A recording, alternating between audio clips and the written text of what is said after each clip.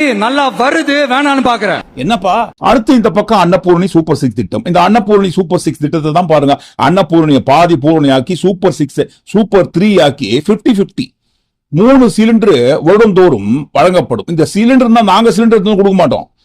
எல்லாரும் நினைச்சுக்காதீங்க தமிழ்நாடு அரசே மாசம் சிலிண்டரை கொண்டு வந்து வீட்டுல டெலிவரி பண்ணுவாங்கன்ட்டு. அப்படிலாம் கிடையாது. நீங்க புக் பண்ணிடுங்க. நீங்க வழக்கம் போல எப்படி சிலிண்டர் புக் பண்ணுவீங்களோ அந்த மாதிரி புக் பண்ணிடுங்க.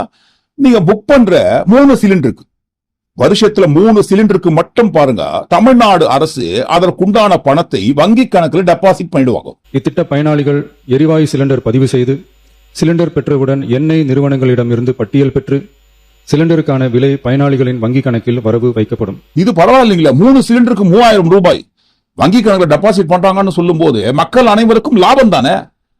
இந்த அனைவருக்கும் லாபம் தானேன்னு சொல்ற அந்த அனைவருக்கும்ன்றது அனைவருக்குமானது கிடையாது, எல்லாருக்குமானது கிடையாது.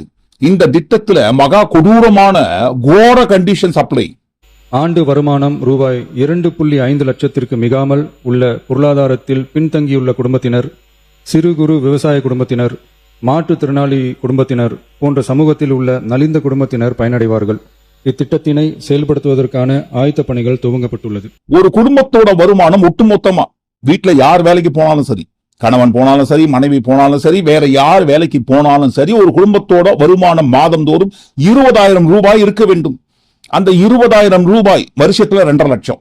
அந்த 2.5 லட்சம் எந்த குடும்பத்துக்கு இந்த வருமானம் ஆண்டுதோறும் வருகிறதோ அந்த குடும்பத்துக்கு மட்டும்தான் பாருங்க இந்த 3 சிலிண்டர் 3000 ரூபாய் வந்து உரிமை தொகை வந்து யாருக்கு சொன்னாரு? தகுதியானவங்களுக்கு. ஆனா எங்க அண்ணன் எல்லா லேடிஸும் தகுதின்ட்டார்.